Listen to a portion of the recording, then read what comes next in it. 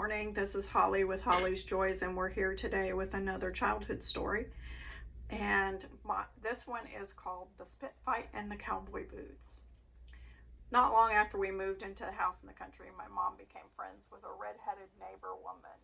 She lived in a single wide trailer between some of the houses nearby. They hit it off right away, both redheads. Both had the same name, Bonnie. It seemed like fate, but I didn't like her husband. He was a wiry little man with crooked, dirty teeth who always teased me.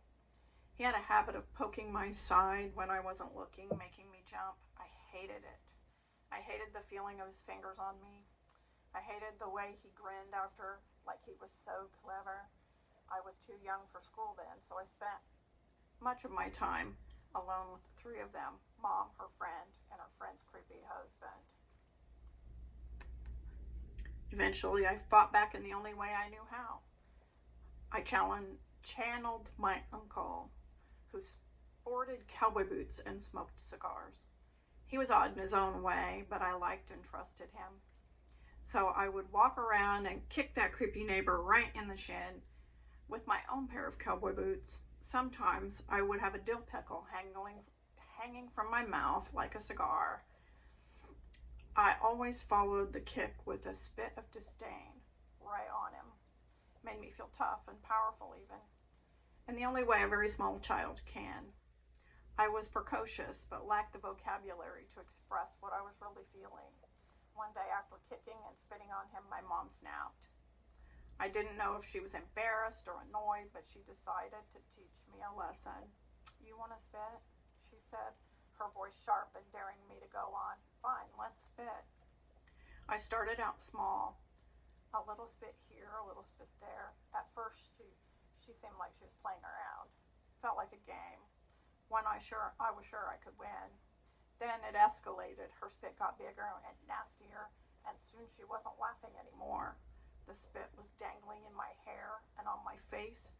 Before I knew it, she hawked a yellow nicotine-stained loogie and spat it right on my face. It landed right on my cheek and sticky and warm, and it slid down towards my mouth and I froze. The fight was over. I didn't cry right away. I stood there stunned and humiliated. Something inside me broke in that moment. Up till then, I believed I could handle myself. I could win the fight. But that spit fight taught me otherwise. She was bigger, meaner, and more unpredictable than I ever could have imagined. After that day, I stopped kicking the neighbor in the shins. I stopped spitting, too. I reasoned that it was too risky, not being sure of the response of my mom. I didn't know how to protect myself. Not from him, not from her, not from anyone. Looking back, I think it tied into the earlier tickling as I was a baby. That same powerlessness, vulnerable feeling that had crept back in that day. After the spit fight, I didn't feel powerful anymore.